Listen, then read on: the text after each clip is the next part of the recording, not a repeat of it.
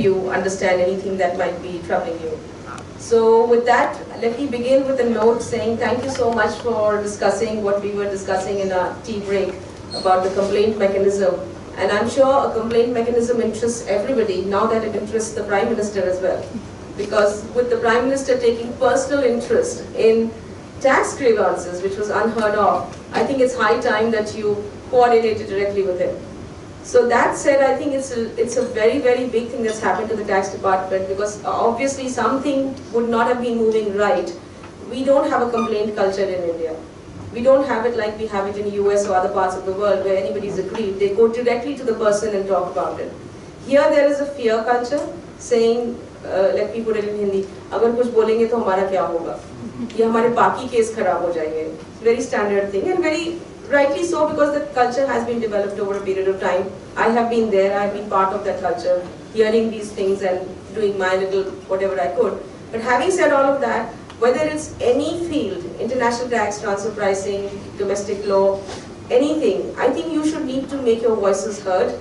As a taxpayer, you actually, the government officers are public servants and you are the masters.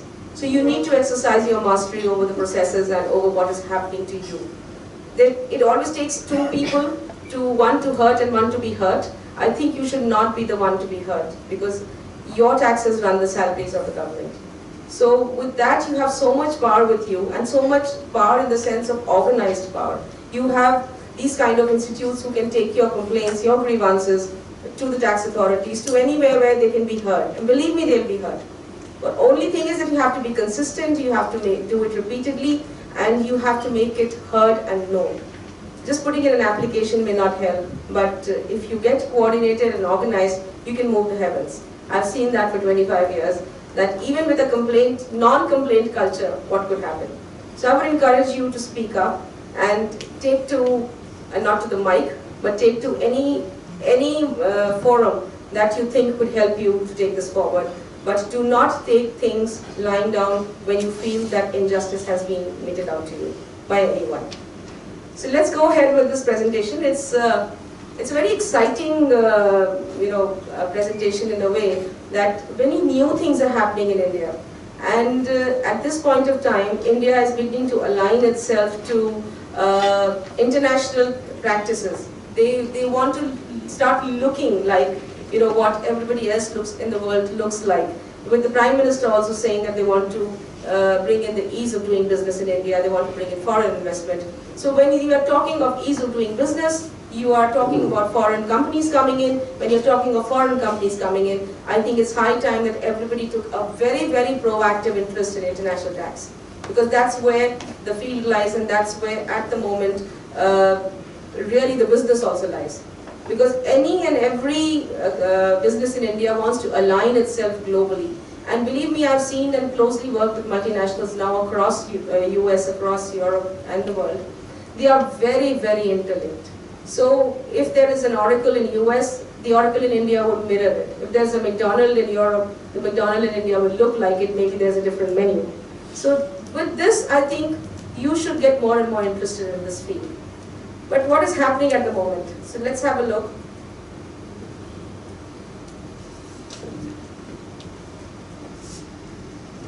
think it's not moving.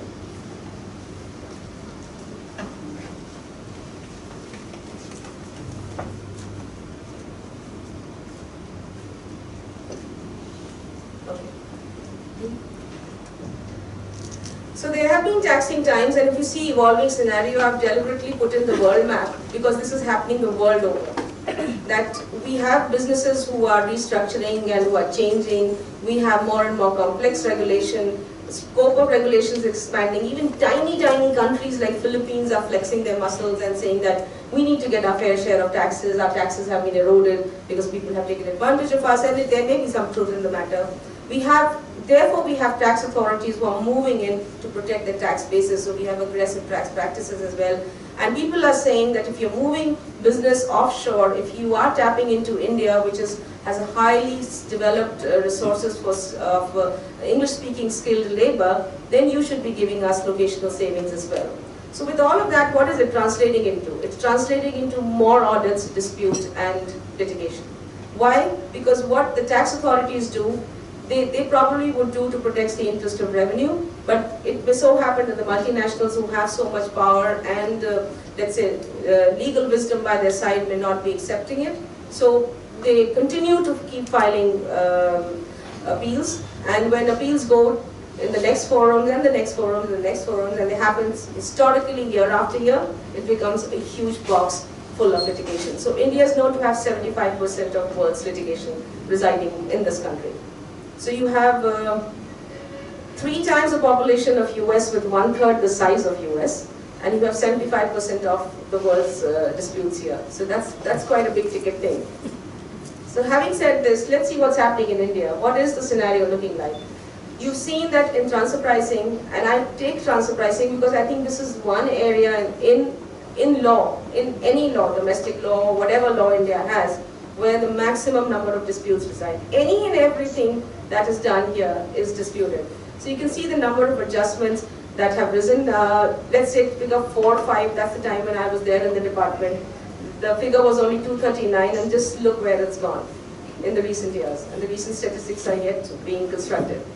Indian revenues are reckoned to be the most aggressive, although this is an old Financial Express newspaper report, but since it hasn't changed, it holds good for even today. The only thing what has changed is perhaps the way that the government wants to view things going forward, but till now nothing has really moved in a way that aggression continues unless it is stopped by the series of steps that the government has taken and which we'll discuss. So what is the focus of tax authorities? And I'm speaking strictly in context of international tax. Why international tax? Because right now and going forward, you will be having a large chunk of your business either related to international tax or directly connected to international tax, or even the smaller companies serving the larger companies who are themselves connected to the multinationals. So a lot of globalization is happening, and with globalization, equality of standards and everything should look the same is coming in. So the government is also adopting, certain standard ways of looking things. And that is why we have these hot topics in the assessments of international tax cases. And most of the important hot topics are brought in here. One is the R&D, cost plus markup. So you all know what is R&D. It's research and development. Now what happens is that India is a repository of a very, very knowledgeable, skilled labor base. For that reason, most of the companies outside who want their smaller works executed in India, they outsource it to India. When they outsource it to India, they set up a small subsidiary, they set up a small building, they hire freshers, graduates, or everyone, and then they set them up. And once they set them up, they completely take over all the functions, they give them all the inputs. All that the Indian side is supposed to do is to execute the job given to them.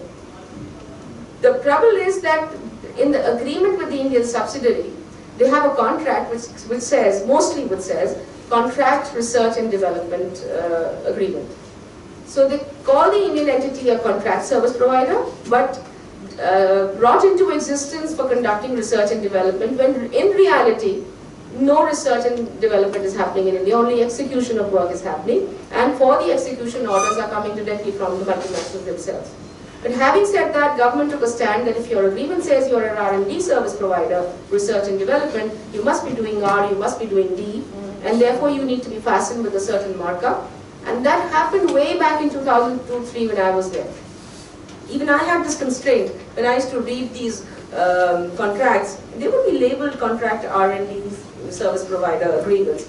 But where was the R and where was the D? But I'm not the one to argue with the taxpayer that you don't have R&D. If they themselves want to put it there, I'm not the one to say don't put it. But having said that, what would the government do? Because for R&D, which requires intense skills, it's a value addition, creates intangibles, definitely India needs to be compensated higher. So once that thing started, that for all these contracts, R&D contracts, markups were commensurate with what entrepreneurs were earning, it has continued historically. And once it's continued historically, now there's a lot of dispute around it, and then, Rangachari committee was set up, circular number 5 and 6 were brought to say what is contract R&D in reality. But having said all of that, the dispute hasn't gone away. So every tax officer looks at a software service provider as a prospective R&D service provider. So that's a big contention. Second, yes. I have a question. How do you define the demarcation between what exactly is the execution by the Indian company vis-a-vis what the pure R&D actually is? Okay, so I'll give you a very small example. Suppose a very large multinational tells you that, look, whatever I've done in the field of software doesn't look good. Come up with a great idea that would revolutionize, let's say, my business process work, or the way I take into account my payables, or the way I take into account my salary, or anything, in any field. If the multinational tells the Indian entity that do something which is going to revolutionize the way I do business, and the Indian entity put those resources together, come up with an idea, come up with something, and then execute it for the multinational, that is research and development. Because the multinational only told the Indian entity, come up with a great idea, and the Indian entity conceptualized it, visualized it, made a blueprint, made a functional design, technical design, executed it. Contrast this with the second scenario, where the multinational itself conducts all these ideas, research, makes a document which is called the functional design, makes a document which is called a technical design, which actually lays out the steps in which you have to do coding, including the language you have to use. All you have to find is a bunch of people who are skilled in that language, give them that technical design to them and say, do it. So when they are doing that, what is their input in that? Nothing. And not only that, there is no input. For every step that they do, they have to get a validation and approval from the parent company. So this is execution. So there's more of testing rather than development. Development I would classify as something where you come up, if you have not come up with your own ideas, at least you are partly, jointly making up the functional and technical design. That would be development. A lot of people confuse coding with development. The coding is actually writing as per a specification given to you. Now if you have given only a part specification, and you in India are going to build up the rest of the specification, I would say you qualify for development as well. But if you've given everything, and all that you need is a fresher with 2 years of experience to know a certain language and to code it, that's it. And plus, even for that coding, no risk is taken by you. Suppose you could mess up the job, people in US will take over and take it back from you. For every step of the way, you are given instructions. You are not even allowed to access the source code. You are given a copy of the source code on which to work, and after you work, there are 40 people sitting in the multinational company who will validate it, test it, do their experiments and bug fixing, quality assurance. And even if you have to do quality assurance and testing, you are given guidelines how to do it. So when there's nothing of your own except your own skill that you bring to the table, you are simply a service provider. Whereas if you are doing conceptualization and design, and if you all are aware of the waterfall model, which has at the top requirement analysis and design, and at the lowest is coding and writing. If India is the bottom end, then it's definitely only a service provider. If it's at the top end, then you are into actual software development, and you could qualify as an R&D service provider. What would be the proper terminology for such an agreement? It should be software development support services provider. Because what you're doing is support only. What about other research and development? If you're doing research, then you should label your contract as research. If you're not doing research, for example, a lot of these companies have these templates which their legal cells have drafted, which is called contract R&D agreement. Now they have it the world over. And when I was a transfer pricing officer, I sat and compared at least 30 to 40 of these agreements of different companies in the world. They all were the same. Because some language has been picked up which is legally very acceptable, but nobody has married the legality and the functions that are being said in the contract with the reality of the functions being performed on the execution of the contract. So they blindly call it contract R&D. Now why do they call it that? They call it that because they are very fearful that if during the course of, let's say, even coding, some bright spark gets an idea about coding it differently or pointing out mistakes or coming up with a different idea, even while executing a coding instruction, and an intangible comes into existence, who will own that intangible? So they didn't want India as the owner of the intangibles, so they had complicated legal agreements for contract R&D. And those were repeated without, blindly. In fact, in my consultant role, when I went and told them that if you're not doing all of these functions that are written here, why are you writing about it? And believe me, it had not occurred to them. that we should not be writing it. They were saying, oh, our legal department says so. I said, does your legal department know what you are going to do in India? If you're not going to do it in India, be honest. Have an agreement with India, or at least define the words that are used in the contract R&D to specify that yes, we are using the word research, but only if we ask India to do research. Why should the Indian entity be made to be fastened with the research development markup when it's not doing it? So those agreements have to be reworded and they have to be revisited. Even in case of high-end R&D services provided in India, but Indian company is not assuming any risk. No. If you're providing high-end research services, you have to be very clear what you're doing. No, the talent, everything, what is being done in India, R&D, right? High, but Indian company is not assuming any risk. So if the research fails, then Indian company is the risk. That's an economic risk So actually. I'm asking a question whether in that case profit split is justified or the cost plus is okay. See, you can have a cost plus scenario looking like a profit split. You have a profit split number which is worked back into look like a cost plus. Point is, for an R&D, if you're really doing R&D, then and at what spectrum are you doing also becomes important, because you may not be doing the worldwide R&D. You may be doing a small little bit of it, which would go into another R&D, which would go into another R&D, which would go into the product. So there can be no profit split. At best, like the safe harbor rules say, you would be given a higher markup, a 30% markup. But you have to be very clear. Please don't generically call yourself R&D. You have to be clear that there is a research happening and there is a development happening, as against development support. Because I view coding as a development support activity. It is not even development. Development to my mind is writing the technical and functional design. So having said this, the next hot topic has been royalty. No, in India, there was no culture of royalty. When the Reserve Bank opened up royalty, then everybody started paying royalty. I was in those years in transfer pricing. And I was wondering at these multinationals till 2 days before nobody was paying royalty. 2 days after everybody started coming up with an agreement for royalty. And because Reserve Bank allowed it. Okay, so Reserve Bank allowed it. But what does the OECD guidelines say? They say that you need to say what is the benefit of that royalty. Is it really helping the Indian side? That all was discarded only because Reserve Bank allowed it, so everybody was going to charge it. Now when, as a tax officer, I asked most of the multinationals, then how will you benchmark this? So they came up and said, Reserve Bank ne allow kar diya. So which was a very nice thing to say. I said, yeah, they allowed you to give royalty between the rate of 2% to 8%. So you chose to give 8%, but why don't you choose to give only 2%? And even in that 2%, can you tell me what is the purpose of that 2%? Because till a couple of days back, you were not doing anything of that sort, and you were still surviving and having good profit. So there was no answer. So I told them that Reserve Bank of India is not an arm's length benchmarking organization. It has given this ruling qua the FEMA guidelines that they want to cap the foreign exchange between 2 to 8%. But where will your royalty fall is a benchmarking thing. So you cannot use RBI as a CUP, as a cup, controlled, uncontrolled price comparable.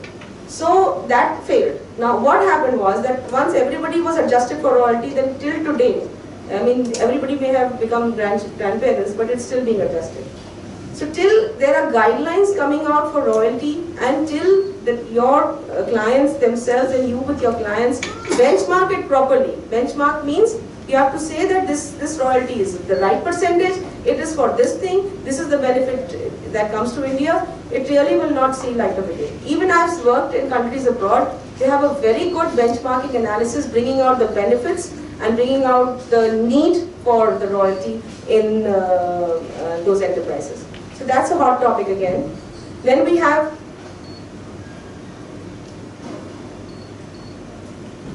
stop moving. Oh, I have a question here. Yeah. There was I can't remember the case law right now, but there was a case law which said that if, say, RBI has given permission to give royalty at a X%, then that should be adequate for transfer pricing. No. See, there could be a case law, but there come numerous But case that could be a laws. specific percentage, not a band. It can't be a band, and no, even if it's a specific percentage, RBI has not gone into the arm's length nature of it. What are you required to do as per law No, there when was a there is specific case international? law. I can't. Unfortunately, I can't recall No, the that's exact not a name. problem. The only thing is that if RBI has gone into the rules and regulations of the Indian transfer pricing law and That was benchmarked my. it, That was my. question when I read that case law that how is it possible, because obviously the Then things have RBI changed after that. You Yeah. know, countless case laws have come Yeah. which say that RBI, numbers cannot be arm's length numbers. In fact, RBI has also removed that That must gap be very also. old. Yeah, that is. Yeah, so now then the sky's the limit. For benchmarking of royalty, generally database like royalty standard.com, all these things are used, but its amount stake is very less, say 10-20 lakh rupees. And royalty is paid for the use of the brand name of the parent. 1% everybody is okay with. See, if you remember, for technology there was a higher royalty, and for a trademark there was a 1 to So 2%. what are the other ways we can think of to benchmark such a complicated, payment transaction? Royalty. Yeah. See, royalty, first of all, you should be paying only if the Indian entity is using the trademark, Yes. or it is reliant on the trademark, and it is not doing any development activity of its own. For example, which is the next thing that is coming up, advertising, marketing and promotion.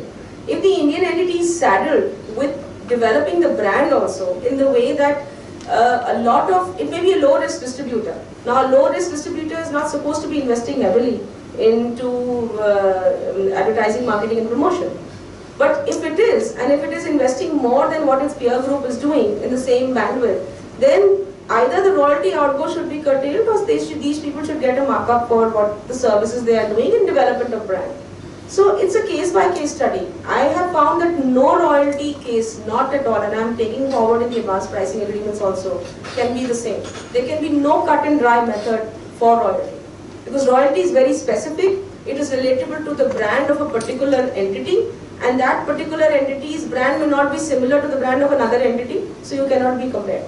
The royalty can be paid for use of the foreign company's name as a part of the Indian company. But what benefit is it for the Indian company? How is it? I mean, you have to demonstrate. Using name means what? If it's a protected name, it's a. Procter and Gamble. But it would be doing Procter and Gamble work also, no? It would be selling the product, so that would be using trademark. So brand name and trademark. Of course, royalty has to be paid for that. It should be paid for that. Which independent enterprise will give their name and say, don't give me anything? Because if that name is being given, there is a receiver who wants that name to do something. And it's a reputation risk. It's a reputation thing. So why would, you measure everything into whether an independent enterprise will behave like this. Will any Procter and Gamble give to any third party that take my name and use it? What if the third party messes up with the name and brings disrepute to Procter and Gamble? So there are so many conditions attached to giving a name also. What should be the way forward? What should be the approach to justify the royalty payment which you are making? Is that arm's length? You have the methods laid out there. If royalty is, let's say, part of your activity, manufacturing activity, then you can use the transaction-led margin method to benchmark it with your profits. If it is a one-off transaction, just like a brand name, then you have a lot of multiple agreements that are there in the royalty databases which you can use. But at the end of the day, your using of royalty, unless you're a startup case, should be able to give you an edge as against your peer group competitors who are not using a brand name. This is the thumb rule. That if anybody is using a brand name, then it ought to be doing better, unless you're a startup. It ought to be doing better as against peer group manufacturer. A village manufacturer making biscuits and a Parle Gluco, which should look different and behave differently. Plus an Indian company having a local brand vis-a-vis a MNC having a global brand. Again, there also. Definitely. If an Indian is a local brand and it's not going out, and an Indian company is wanting to use a global brand, definitely there is a thought process behind it. That I want to bring in the global, not only the global way of doing things in India, but even attract customers who would like to go after that global brand. If you remember, there was a lot of craze for imported goods before. Everybody, now it's filled. Everybody says imported, and then you know कि China का है इसको लेना मत. But there was a lot of craze. Now just to translate that craze into business reality, companies have opened up who are doing business on behalf of the global entity and bringing in that same global product.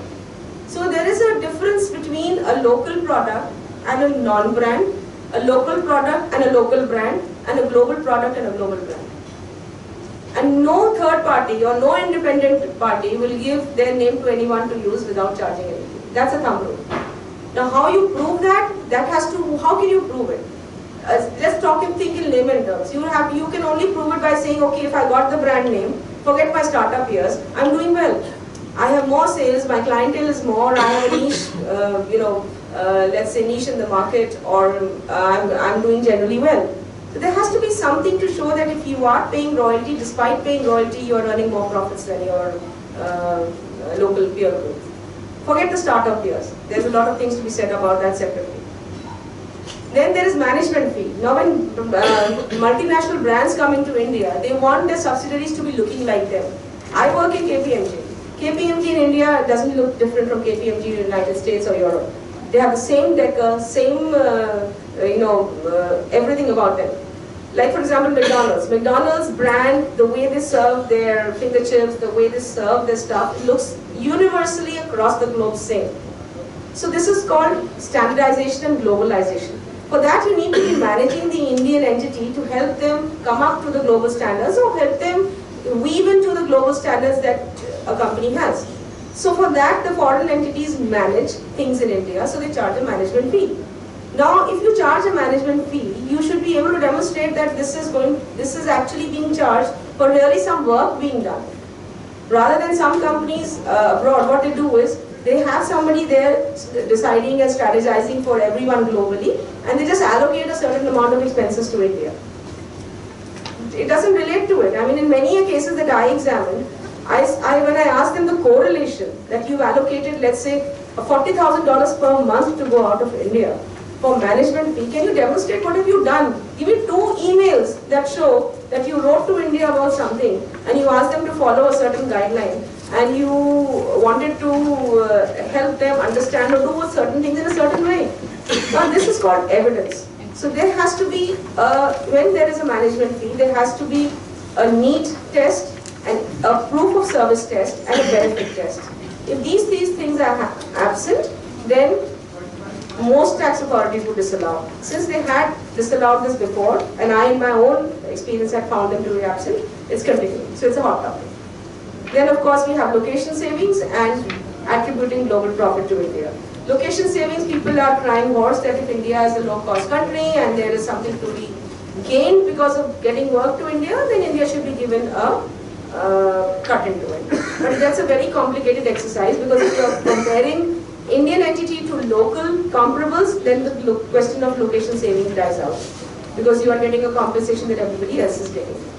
And similarly for attributing global profit, unless you prove that global profit is something where you contributed to, and not that you contributed to, but you contributed to directly, it should not be applicable. And I think right now it has faded out of the tax system also. Nobody is applying global profit. They have global profit figures in mind which they work backwards to make it look like cost plus.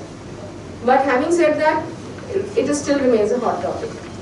Location saving, this argument does it not go against the government policy of making India, promoting employment in India? No, it is there, but India should not be disadvantaged. Its profit base or its tax base should not be eroded. And no, they don't come to India. No, they will. The point is that you should be given, that is what I am saying, if in the Indian entities being compared to the local companies and they are getting the same amount of profits or a little bit more, then the question of location savings does not arise. That's what I am saying. Nobody has done location savings in the tax department as yet. Nobody's made additions on that score. Because OECD themselves says it's India's stated stand as well. In chapter 10 in the United Nations TP manual, it has been clearly said by the Indian side also that if you are comparing with local comparables, then location savings issue is not there. But it always comes up in discussions. Even I'm doing advanced pricing agreements, the commissioner always wants to know about location savings. So which is why I'm making you aware that this is a topic that you need to be aware about. So that you have your location arguments. savings, it will accrue to a third party also, not only associated. That's what I said. If you're comparing to with So you local really, people, then so you cannot really nothing comes. Recently there were some favorable tribunal decision on location. Yeah, that's what I'm saying. They're saying exactly the same thing. If you're comparing for the assessee. Favorable, yes.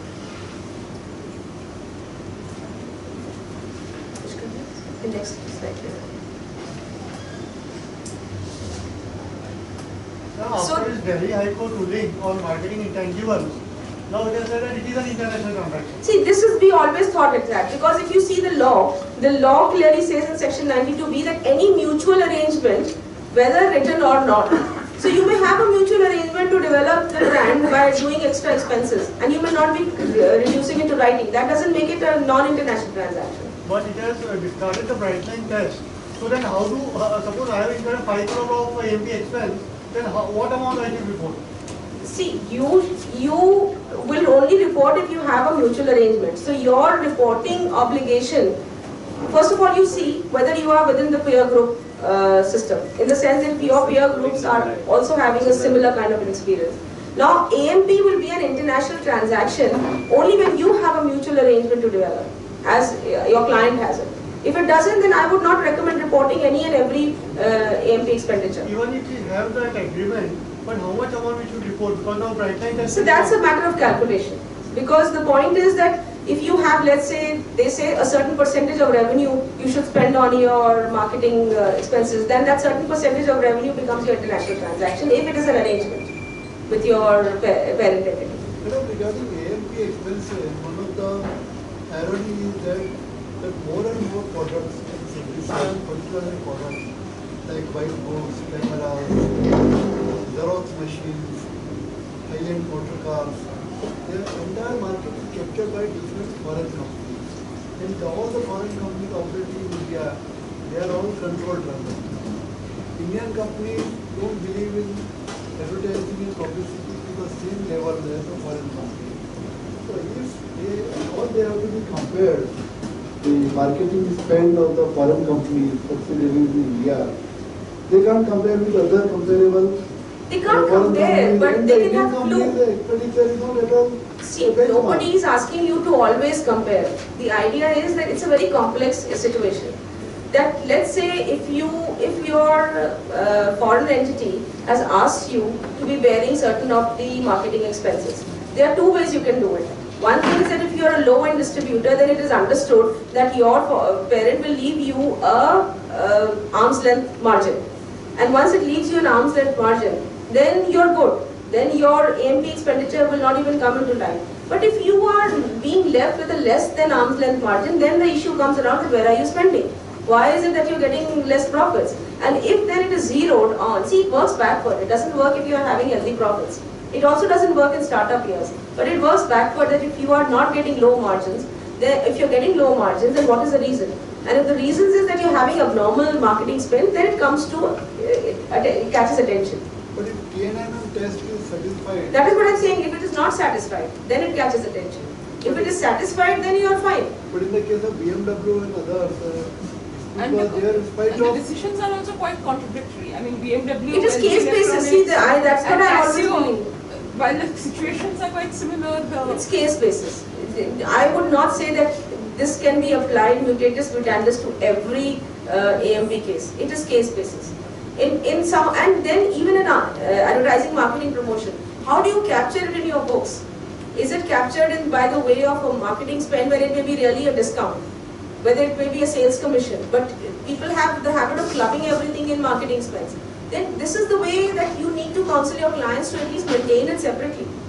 If there could be a pure marketing, then there could be a sales commission, there could be a discount which may be captured differently. It may not be sales less discount net figure, but discount may be on the left side and sales may be on the right side, and yet clubbed into marketing, in the species of marketing, which is what catches the officer's attention, especially if you're having lower than average profits. So what happens in an industry which takes maybe for like 15 to 20 years to mature? So an FMCG company may take from 15 years to 20%. Given the competition in the market, the AMP expenditure is not necessarily to really build the brand. It is to penetrate. you are saying the market. everything that you will need to just put it in writing and take it before the tax authorities. Correct. You have to have a historical analysis also of the growth of the company. So this is not that the tax officer sees AMP in your domestic PL and says, oh, this is an international transaction. It may not be. At the same time, you in your own contract with your company, you should have clearly defined rules as to how the marketing expenditure will be dealt with. If you have a contractual arrangement whereby this prohibits you to do anything beyond, let's say, a certain historical percentage that you should, then you're good. But they should not leave it open-ended. So it is a mix of things. Transfer pricing exactly is not a science that you can say this applies to the other and that applies to this. barring legal thing, it's a fact-based exercise. So just to quickly go forward, you have these are the typical issues in software service providers. I will not deal at length with them because we need to go through the presentation, and I'm more interested in addressing your questions as we open up the slides. So feel free to stop me and ask. These again are the issues which you were saying how to characterize software service provider. This probably would come to your help to say this is how tax authorities are looking at it. Now, all of you know the dispute resolution process. It's a forever, it's like it never ends. I have had a very harsh experience of dispute resolution process chasing me also when I resigned from KPMG, and that was a 25-year-old case. The judge had gone, he had expired, the litigant had expired, his legal heir had also gone, there was a third legal heir that was there, and 25 years later they all surfaced that this case has to be heard. So this is the way it looks like. So you know that in transfer pricing it takes 3 to 4 years from the date of filing return to get the first order. Nobody likes the first order, nobody likes it. So it goes into CIT or dispute resolution panel. Dispute resolution panel now is just like a very quick CIT. It gives you results in 9 months. So if you don't want to go to that route, then CIT will take something 2 to 3 years.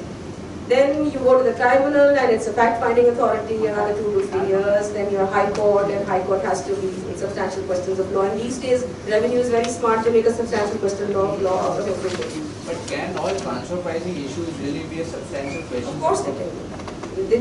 Again, it is a very full question. It depends on what has been done. So some questions can be definitely a transfer pricing law. For example, a legal case. For example, whether loss-making companies can be excluded or not is a legal thing. It's not a factual thing. It's a general question that if you are doing transfer pricing and half of my peer group is earning losses, can I exclude it? So you can make it. Depend again on whether the facts are, it's a pure fact question or some legal thing is tagged to it. If the High Court is admitting it, obviously it's a legal thing. So, and the High Court has admitted tons of transfer pricing cases. And it's a growing law. So, which is why the government said, well, so much of revenue was locked up in this, so much of revenue, that it's not that the revenue is going to come, but there's going to be a net outflow. Because, I tell you what, after the dispute resolution panel decides, then the tax officers move to collect in the demand. They'll at least collect 50% or 40% or 30%. Now that's sitting. Now they're sitting till the High Court resolves. And by the way that things are going, High Court resolves in the favor of the taxpayer mostly. So then what happens is, then when the refund arises, then it goes with interest.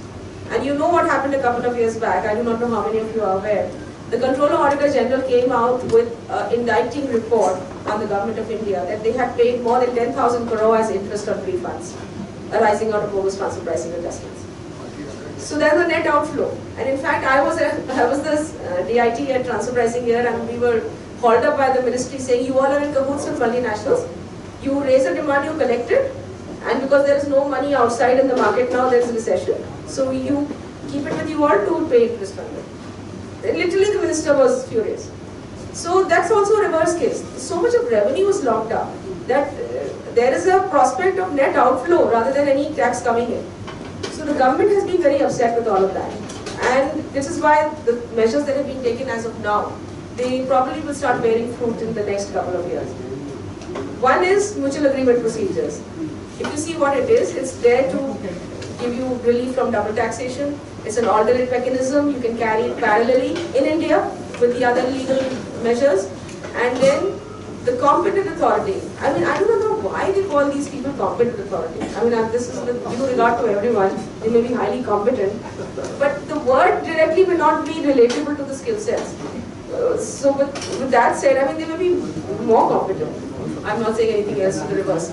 So they are called competent authority. It means the right authority for handling these things. Everywhere in the world over, some officers are designated as competent authority. India also has. And you can pursue MAP despite other remedies available. So that's very good in India. That you can go ahead with your MAP resolution. Side by side your legal remedies, which is your ITAT, which is your CITP. So anyway, just a quick look at the MAP procedure. And I would request you all that the slides on MAP and Safe Harbor basically are indicative slides for you to know the processes. I would request you to concentrate on something which is live at the moment and which is going in full steam. So that is the advanced pricing agreement. So just bear with me with this. It's typically that a taxpayer makes a map request, an application to the competent authority, and when is it made? It is made when, especially only in a case where there is a treaty available.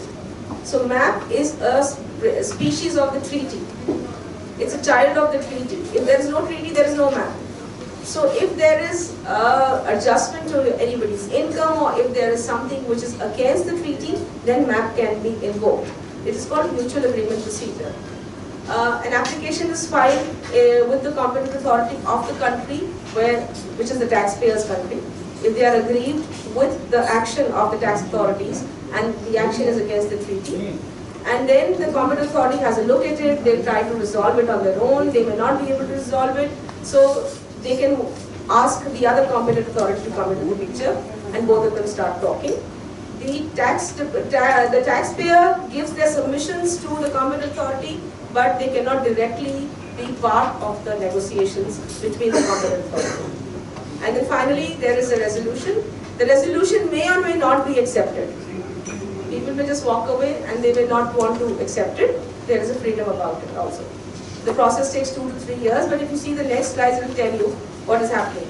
Now, recently, the India-US map scenario, which was terrible, which was stuck up for so many years, there has been a movement. And what is the movement? The US and India competent authorities, they arrived at a framework, quote unquote, a framework, to resolve a humongous number of cases that align with them. If you see the historical purview, last map resolution we had was in 2010, and after that the relationship kind of, deteriorated. Both were not trusting, and I was meeting both the competent authorities. I've met personally the competent authority in the US who absolutely refused to interact with the Indian side. We tried to bring them to the same table, but he said no. I sat with him for hours on end explaining the Indian side, but he understood, but he said still no. So that everything was stuck. There was a huge backlog of cases. Then the Indian's competent authority was changed. And there was a very dramatic way that happened, but Mr. Akhilesh Ranjan took over charge in 2013. On the US side also, the competent authority moved on. In US, you can quit your tax department and can join private sector and can quit private sector and come back to the tax department. It's not like now that I've left the tax department, I can never go back. So Mr. Mike Taranak, who was the competent authority and a very good dear friend of mine, he moved on to PwC and the new competent authority came in. This one was very proactive. So Mr. Ranjan and they got together and they declared a framework in January 2015 that we have arrived at some kind of a base framework to resolve these cases. And of course, these are the news excerpts that came out at that time in the papers, because everybody was very excited that finally things are moving, finally things are moving. And they have moved. This was announced in January, and I believe at least 20 cases have been resolved. And of course, we cannot know the inside story of that. And at least 50-60 more are in pipeline, which should see light of the day till about June. So things are moving, and I think this is going to yield some result. Now, having said this, why this the MAP agreement cannot be the basis for subsequent assessment or assessment in other cases? it can be, excuse me, see, a MAP case is like this, that you may have a map case, and that case is specific for that year. Now, it may be that your previous years and your subsequent years also look the same.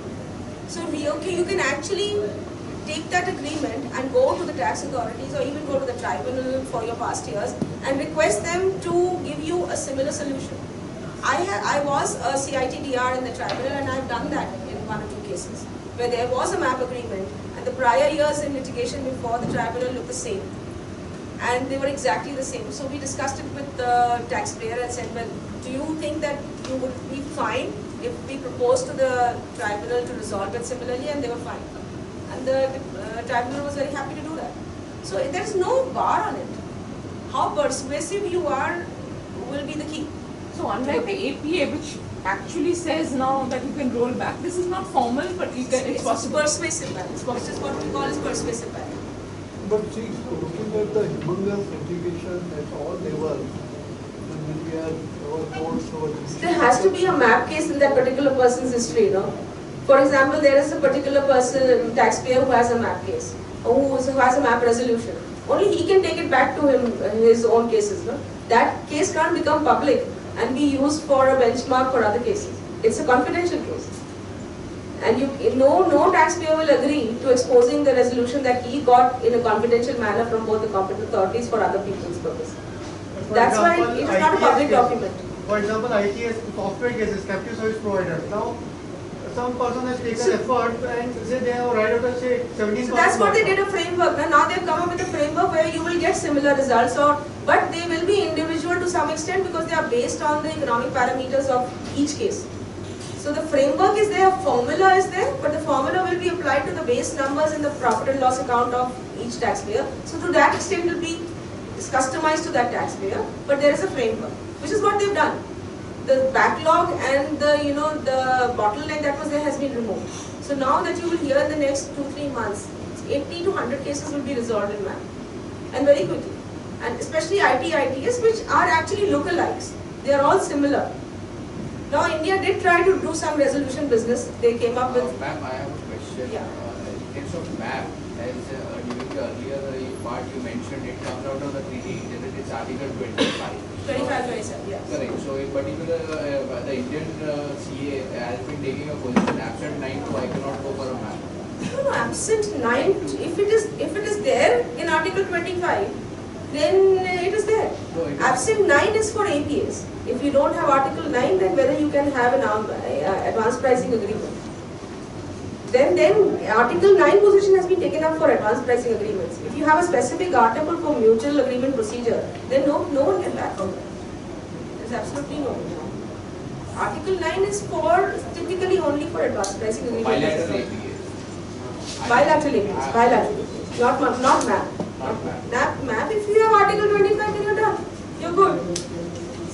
What is the problem is Article 9, and that also is a position taken by India. World over, this position is not there. I have studied and been working with tax authorities in Germany, in Europe. Germany doesn't have Article 9, but they have APAs by the dozen with countries who don't have Article 9. So, I think some clarification will come out. But what could be the reason behind India taking such? We really don't know, because they also don't know. When I spoke to them, I think the former competent authority was of that view, and then that was a historical view, was going to overturn it. But really don't know, because there is no international precedence around it. There is no OECD guideline which says that you cannot take Article 9(2) for bilateral APAs. If it is there, not there, then you can't do it. So there is no rationale, and they themselves are not very clear. They only say if it is not there in the treaty, there must be some intention behind it. So nobody knows who did the treaty, how it was done, or why it was excluded. Sometimes it is really excluded by fluke also. So that's why your addendums and memorandums come. So I think they are resolving it. Meanwhile, very quickly, the safe harbor. You know how the safe harbor looks like, and you also know there are hardly any takers for it. I have very modestly written experience. I had written something else there. So I think this is one rule or something, or some, let's say, a bunch of efforts on part of the Indian government to try and resolve something which they have really clearly not been able to do. Because correct. These safe harbor rules have got a very tepid response. And if you see, apart from the fact that they leave a lot of discretion with the tax officer to decide whether you are eligible or not. And I was very practically thinking, let's say I'm your tax officer. You come to me for a safe harbor application. And in your own case, I've given you a 30-35% markup for previous years. Why will I today give you an eligibility certificate saying you're eligible for a lower percentage as the same officer? So either they should have had a different authority who looked at it, like in the APA. But as an officer, I really cannot go and explain to my commissioner or chief commissioner saying, sir, last year I am passing 35% markup on this, and we are in litigation till kingdom come to Supreme Court, and today I am saying no, he is eligible for 20%. Then my CID will say, you were crazy, you were waiting for this law only to have to give him 20% or what? You go and do your 35%. Why would he also take a risk? So leaving the eligibility criteria with the tax officer, the very tax officer who has given you a higher markup, is not going to be working. And apart from that, why will he take the buck? He'll pass it on to the transfer pricing officer, because that's the law. The law says if he can't take a stand, he'll refer it to the TPO.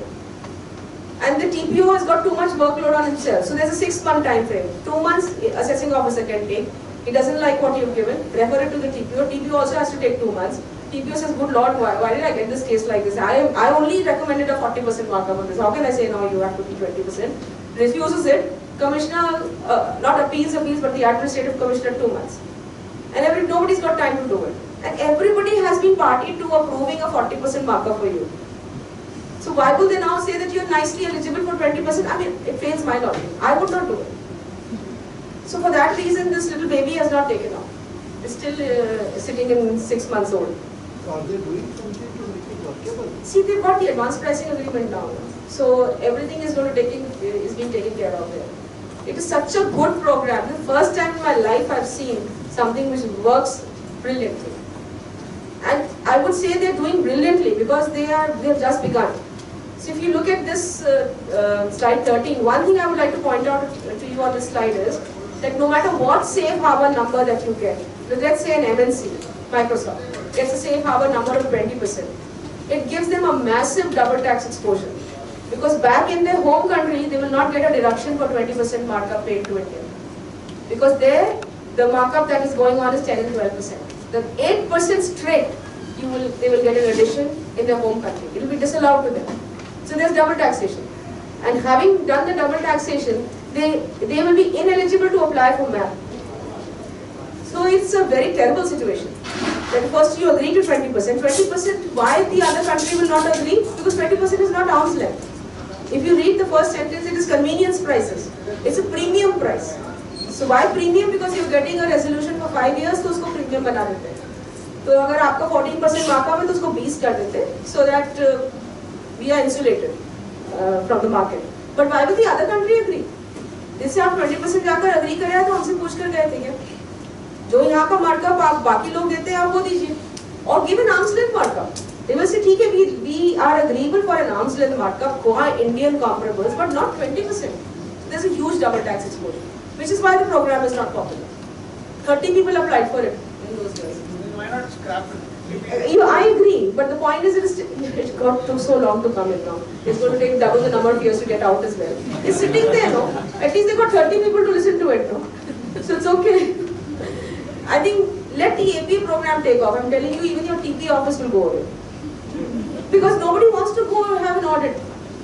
So let's see how it happens. But for a small taxpayer, say in a 10 crore, 20 crore tax bracket, where they are making 30% margin adjustment, who cannot afford APA, what is your suggestion? For 15% market, if they keep, even at the IT tech division, what are the chances?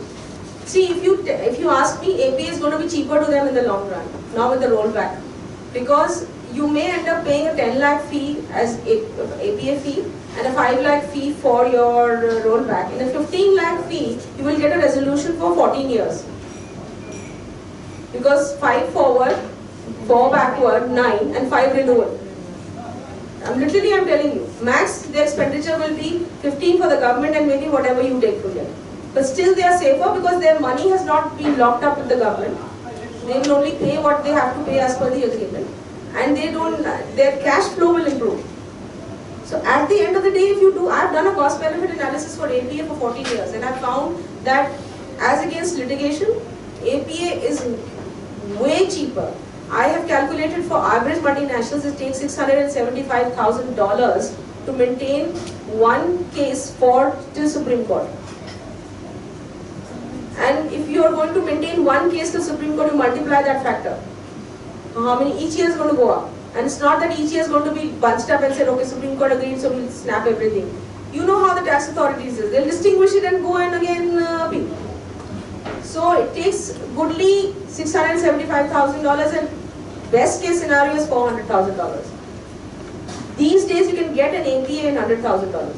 60 lakhs where you can get an APA, a large multinational. But what about if you are not able to arrive at a proper agreement? No, you will arrive. The government, I'm doing more than 100 APAs now. I have found no problem. Because their job is to give you a resolution. What is the KPI? By what will they be judged in their career? In their every year CR. What CR is written? You know what CR is. Then how many resolutions you agreed to. As against the transfer pricing audit officer whose KPI is how many additions you make. So you change the hat, you change the the targets, and you change the math. In fact, I remember that when I was with the commissioner this March, we were on the verge of signing record number of APAs. I mean, I had finished agreement there. And they were running back and forth saying how quickly we can reach to Delhi and do the signatures because they have a target to give. I said, wow, a resolution target to give to the government. So again, you change the hat and targets, you change the man. And the government is committed to doing this, which is what the slide is saying here. That what has changed, the new government came in. If you see the slide, it says that they laid out a tax policy roadmap. In fact, the word tax terrorism came from here only. And in their mandate, it was BJP's mandate. So they wanted a non-adversarial, so they say a lot about non-adversarial. It has to become really non-adversarial, but at least they are saying it now. And they want to rationalize everything. And because of this, what has happened is that the APA program has received a very good boost. And I'll tell you, this is one program that is, the word agreement, settlement are taboos in the Indian tax market. Settlement means under the table bribes. Agreement means agar agree kiya to kuch to paisa laga hoga, right? So that was a taboo, and now you see how well and professionally this program is running, and so transparent. And even the multinationals themselves come down and attend all the hearings and whatever. It's running in a great way, and this is the only way out. Because for people who have been mired in legislation for the past 15 years, what do they do? At least now they have a 9-year resolution sitting with them. 4 backwards, 5 forwards, and you can take your agreement to the tax authority or to the tribunal and say persuasive value. आप भी कर दो ऐसे जैसे government तो agree कर गए, मेरा वो पुराना case वैसा ही है, आप भी ऐसी कर दो. Huge possibility. So I think this will be the way out. Ultimately, your transfer pricing will dwindle. 610 cases have already gone. The main features of the program are that you have a very brilliant feature. I'm going to relate to it in the later slide, which is called anonymous pre-filing option. There are so many skeptical, people who don't want to go for the APA program, but they still want to know what would be the outcome for them in a general way. For them, there is an option called the pre-filing application, which they can make anonymously. They can go before the tax authorities without their business cards and their labels, and sit before them with their advisors and thrash out whether the program makes sense for them. And they feel comfortable, then they can go ahead with the main application. For pre-filing, there is no fees from the government. That was just to bring, more confidence in the people that this feature was introduced. I'm seeing complete cooperation. There is absolutely no way. It's whole. I mean, I'm a tax officer. When I see them talking, I feel thrilled to bits, because the way they talk, their approach, the way they go forward in understanding your business, that's the key to it. And I'll just tell you another aspect of it is, which is that many of the companies do not want to bring the bilateral option in, because it is too time consuming. So you can apply unilaterally, and then you can convert it into a bilateral at any point of time. And you have a rollback option available also now. So you mean to say the unilateral, if I enter into an agreement, thereafter that is... Not thereafter. Before signing the agreement, you will convert it into a bilateral. Not after the agreement. So just quickly, I'll just put the features on the slide and then you all can read it on your own. There's nothing to explain in it. So there is a... I'm pressing enter here. One second.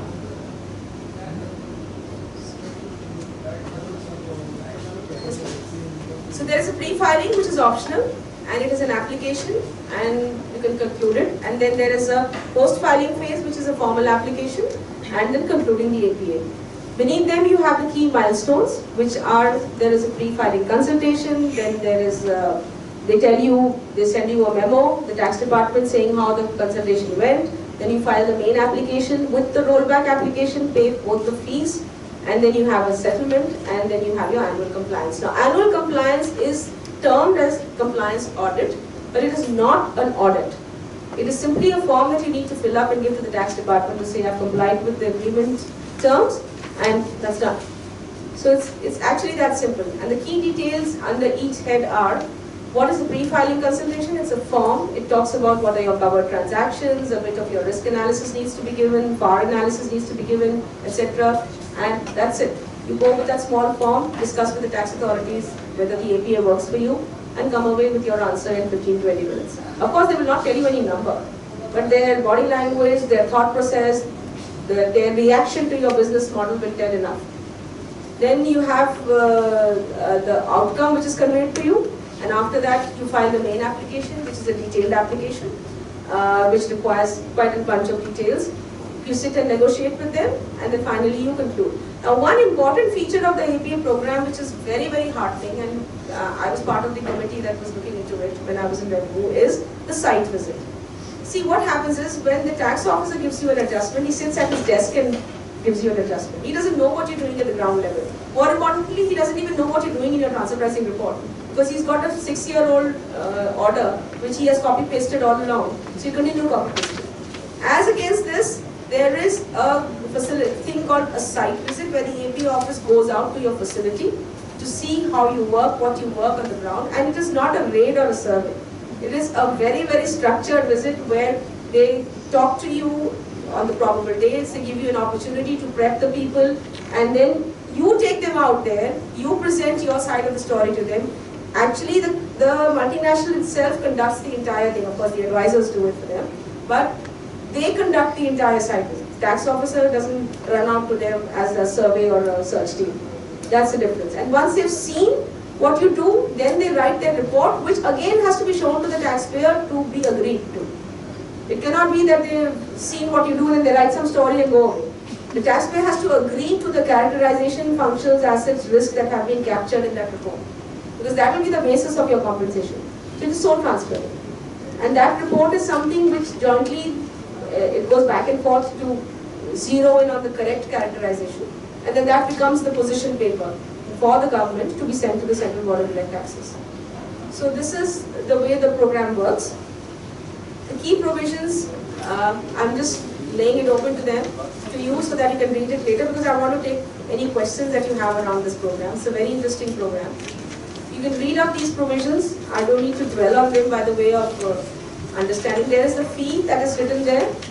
For small or big, there is a little cost. It's much lesser than the cost that eventually they would end up paying. It's actually bad for your business, because once they get an APA, then probably you might have mined them and earned whatever till whatever number of years. You're secure for another 25 years. That's the legal system. But here in a couple of years, 1.5 years, you're through. The fastest I could get an APA was 8 months, the first year of the launch. And right now, we would have got about 30-40 of them, but because of the rollback provisions that were announced, and I'll just take you to the next slide, which is, this is the pre-filing option special focus. Why you should encourage your clients who are unwilling to go to the program to at least go through the pre-filing option. It's very important, because your clients will be very apprehensive whether they should go ahead with the APA at all or not. And this option gives them a good breather to understand how the tax authorities would react to them. So I would encourage you to read the slide and use it. But in the pre-filing consultation, whether they just give an indication as to No, what percentage no. They cannot. Something which is going to require a 10 months worth of exercise to reach to that percentage, how can they tell you in 2 minutes? And in the pre-filing, not many details are available at all. It's a very small form, which they're just introducing the business. Mainly they see is whether your model is such which can create challenges in the APA program, like you have a Cyprus and Bahamas or model something, and which has a corporate veil has to be lifted or something. That's it. They haven't refused anyone on account of these issues. Maybe 1 or 2 cases were not approved to go ahead, mainly because the model was challenging, and to that also the tax authority said if you can reform your model, we are good. Does a uniform benchmark for same kind of activities? See, they cannot use one benchmark. It's a case-specific exercise. The APA is definitely a fully case-specific exercise. You may use a set of comparables, but ultimately you have to zero in the exact comparables which work for that customer taxpayer. Suppose 5 automobile companies are But they have a different species. One may be in the startup phase, one may be in the middle, one may be using brand, one may be having a different marketing spend scenario, one may be dealing just in spare parts more and maybe doing CKD, the complete knockdown kits here. So it's very different. I would not encourage to go anywhere for anyone to go for common benchmarks. 10 of them may get 15%, all of them, but that doesn't mean a common benchmark has been applied to them. They may reach their 15 or 10 or 12% by different ways. So this is the best part of APA. You are not basketed with anyone. You are on your own legs, and which is what satisfies a multinational, that they are being looked for their own self and they are not being put into a bucket, even though you will belong to a species. So this rollback also was announced very well. It just works like this, that it's going to be for 4 prior years from the date of filing the APA application. So if you have APA application which was filed on 31st March 2015, then your year 15-16 will be the first year of APA, whereas your years 14-15, 13-14, 12-13 and 11-12 will be your rollback. It gives you 9 years worth of certainty. Only thing is that you need to take care that your transactions look exactly the same that were there. And if between your rollback procedures, your tribunal comes up with a decision for any of the rollback years, then that year will be out of the rollback. So take care that if you are applying for rollback, then you tell the tribunal to adjourn your cases. Otherwise, if they give a decision, then that year will be out of the rollback. The experience thus far has been that till today there are 610 applications, mostly unilateral. 8 APAs have been signed up till 2015. Many more were being signed up, but the rollback rules got announced on 14th March. So people had to back out because the government has said that we will sign only one agreement for the APA, which includes rollback and the forward years. So I think in the next 2-3 months most would get signed up, at least mine are in very advanced stages. So India has also signed the first bilateral APA with Japan. I've given the press link there. This is unprecedented. 18 months they signed an APA with Japan, and I have worked with Japanese authorities. They are extremely diligent and very, very detail oriented. And still with them India could get an APA in 18 months. US had not opened up the APA corridors for India. They opened it up on 23rd March. So APAs have been filed bilaterally again now. They are being taken up. This is the regulatory setup. They would have a risk in other countries. Yes, but actually, the percentage is very good. What I'm seeing is that it's very, very conducive. And see, we work with both the countries in tandem. For example, I know my percentage that's going to come. So I relate to my counterpart, or I go to US and I talk it out with the competent authorities that do you think is going to look good? Will you agree with it? They might say that you come for a bilateral, we'll see. Or they might say that yes, for example, in preceding years they've been accepting that percentage. So why will they say no? Unless you are, safe harbor has a risk in the other country. Ma'am, who are the people who are managing the APA authority? Are they former DPOs? See, I've opened up this chart for you. They may be former TPOs, but they are given a different role to play. For example, Mr. Kamlesh Varshney, who's Commissioner APA, and Sanjeev Sharma, he was a TPO. I took over charge from him only. But they have a different hat to wear. Mr. Sanjeev Sharma can't say that I'm not going to give you a resolution to you.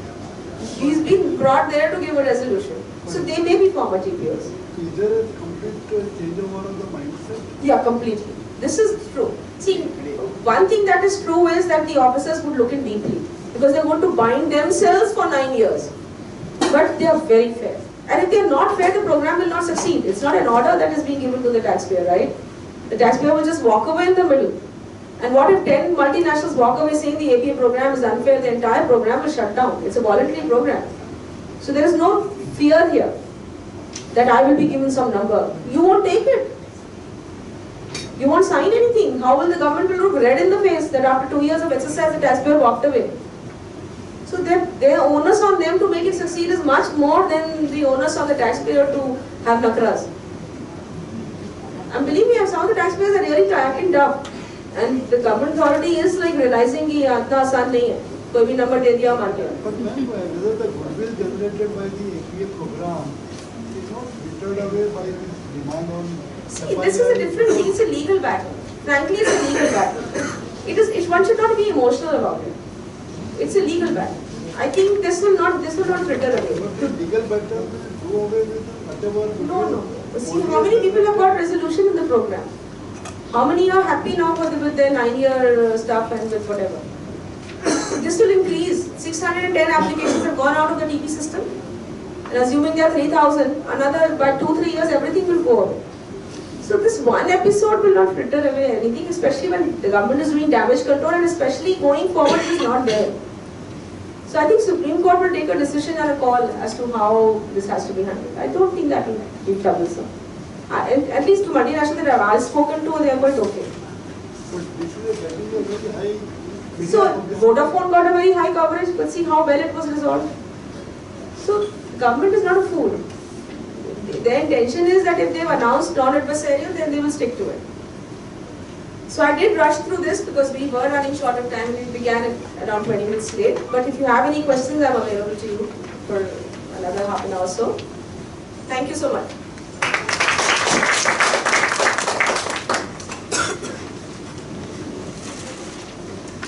So there are questions, couple of now on this.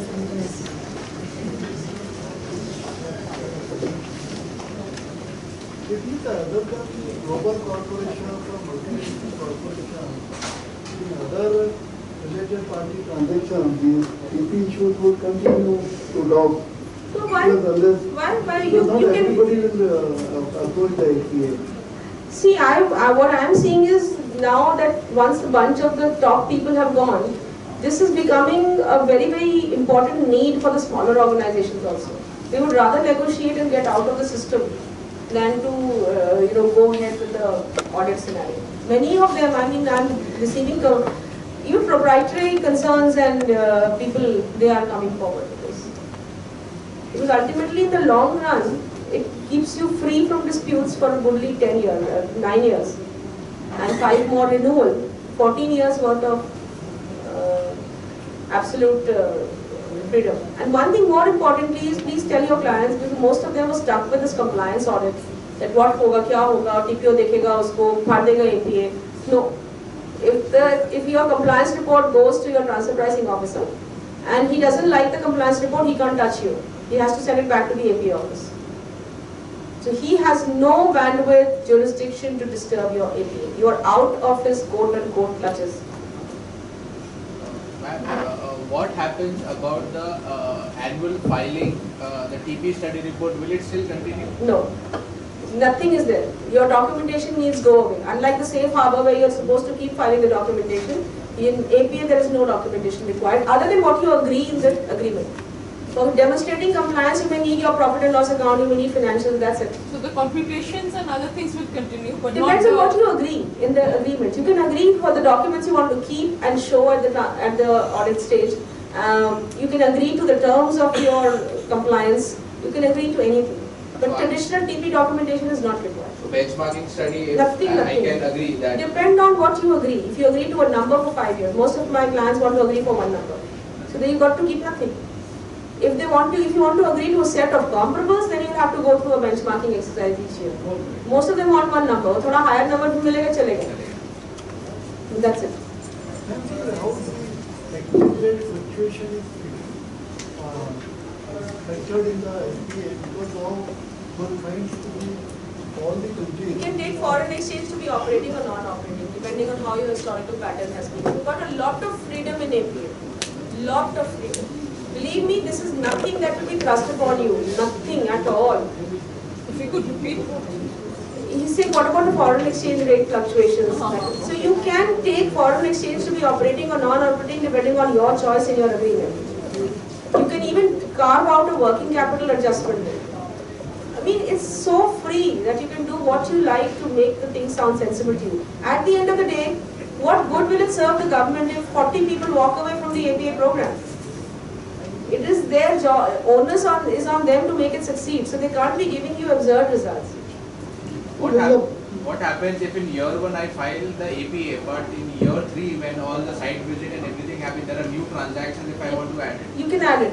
You can add it, and it year 3 नहीं होगा, 1.5 साल में मिल जाएगा APA. Going forward 1 ही साल में मिल जाएगा. By the time your turn comes to file the next return, you'll have your APA. It's not going to be that long. Ma'am, what happens now when the product life cycle is so short?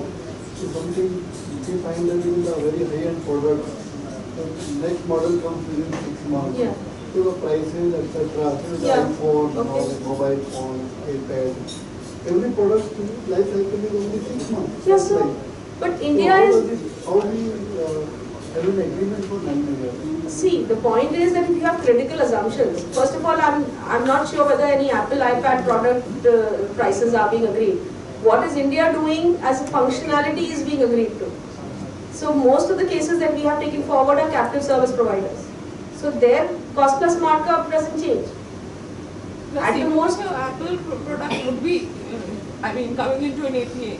I mean, it's not. It's a product model which is changing. The basic nature of the services will not change. See, services won't change, no. And if Apple any distributor is there, distributor margin will be agreed. The pricing of Apple iPad will not be I agreed. mean, Samsung Galaxy 6 and S. Only and a 5 distributor will not margin. be any different. Only the margins will. So once if the prices go up or down, the margins accordingly will be, you can have a bandwidth of margins, you can agree to one number, you can agree to 6 different numbers. If you are a startup company, you can be 4 years in losses and 1 year in profit. Sky is the limit.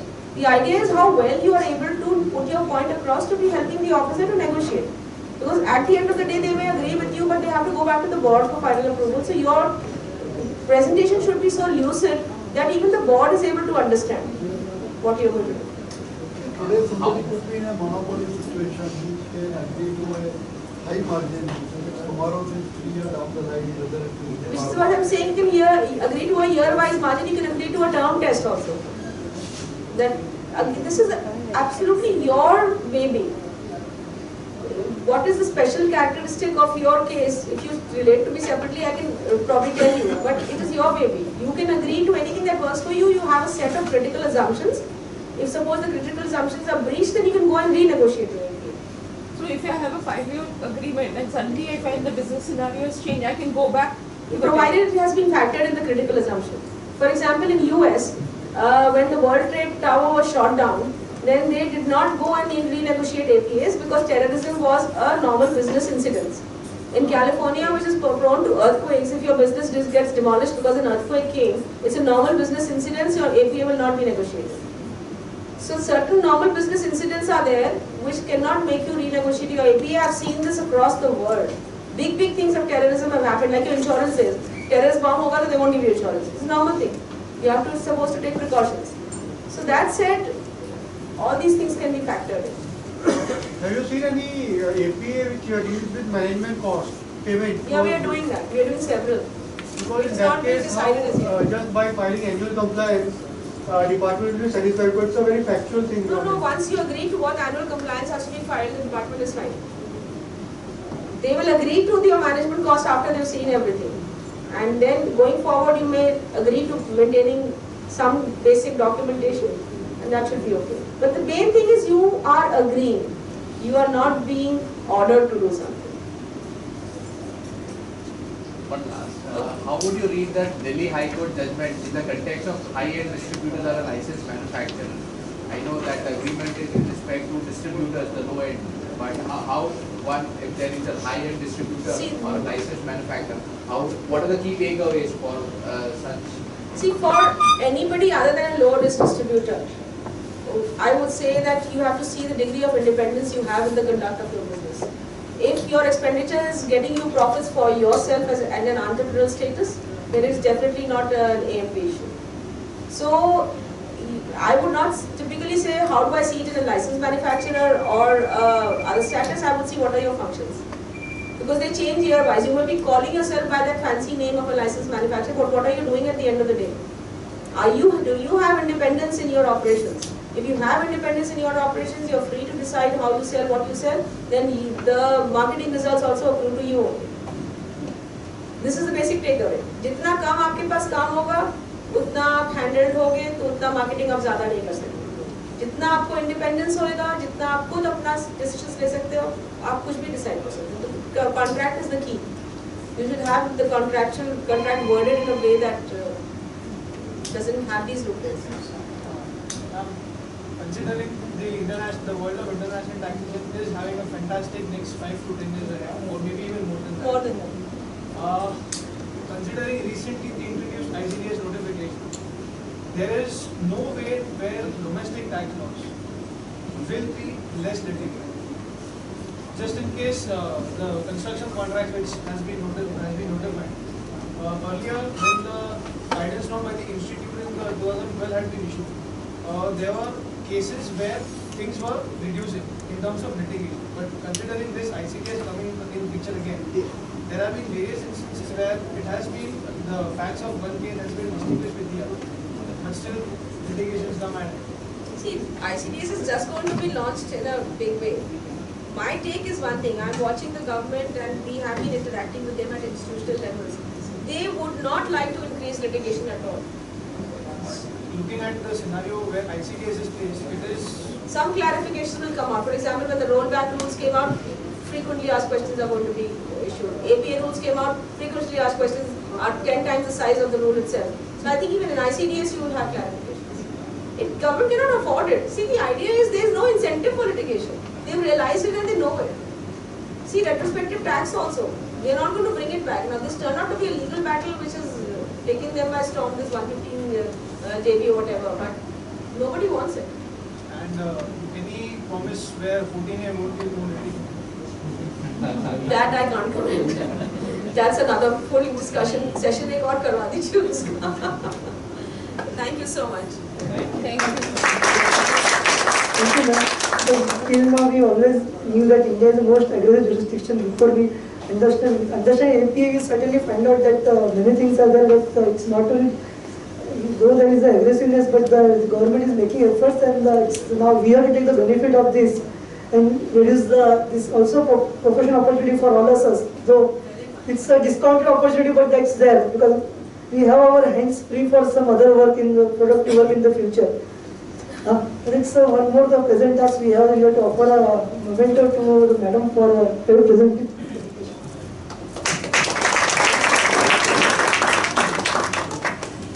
Thank you. It was very insightful to have talked to you and this interactive thing that we have. Please reach out to me. My mails are all there. I'm available in all my 360 degrees capacity. So please feel free to reach out. Not as KPMG, but as whatever your friend or guide or whatever. Thank you, ma'am, for helping us. Request Jay to offer the please.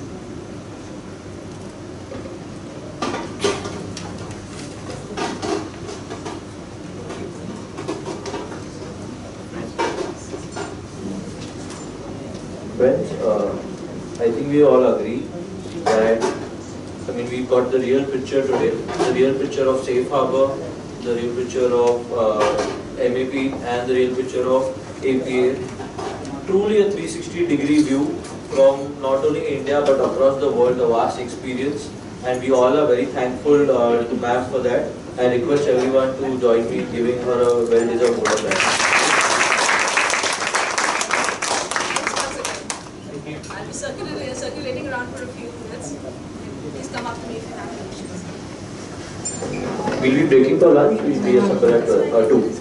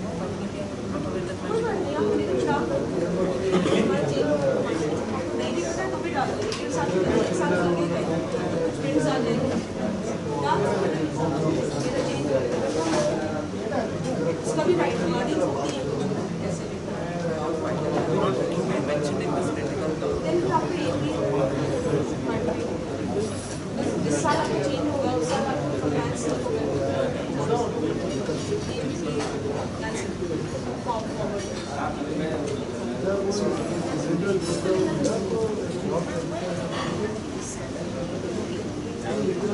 you cannot issue.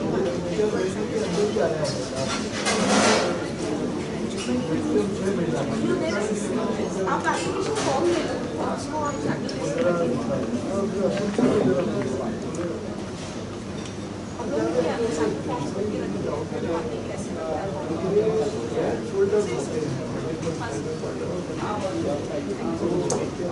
Thank you. It was really thank you so much.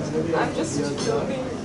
I'm more interested. No. I find it fascinating. It is fascinating. Actually, I was part of the committee that brought it to so I was very fascinated. No, I'm tax committee. I was in account.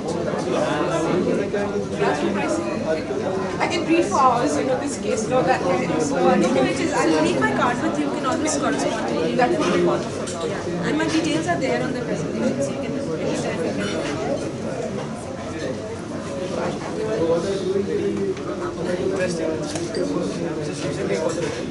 Okay. It's a very, very, very exciting thing. I don't even talk anything else when you say Papa in the slides about it. Thank you so much. Yeah. कभी भी आप लिख के मेरे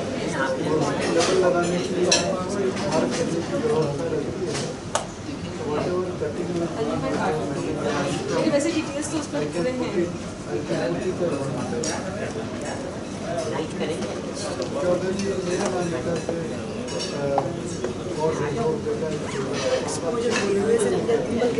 feel क्या है ये? हाँ मैं तो उधर भी देखती हूँ ना नेगोशिएट देखती हूँ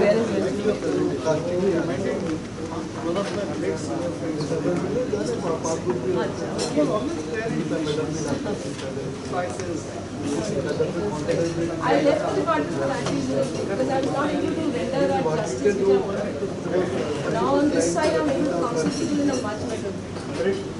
मुझे लगता है कि कितनी गलतियाँ करते हैं लेकिन मैं उनको एडवाइस नहीं कर सकती ऐसे tax Because of that only, you complete on tax department as well as IT and कुछ तो बहुत बड़ी गलती है क्योंकि मैनेजमेंट फीस है तो हर महीने $40,000 यहाँ से जा रहा है क्यों जा रहा है अच्छी कॉन्ट्रैक्ट में कॉन्ट्रैक्ट में मतलब कुछ काम नहीं करते तो बताओ हम चीज़ वो करते हैं अरे क्या करते हैं ईमेल्स दिखाओ कुछ तो दिखाओ ये गलत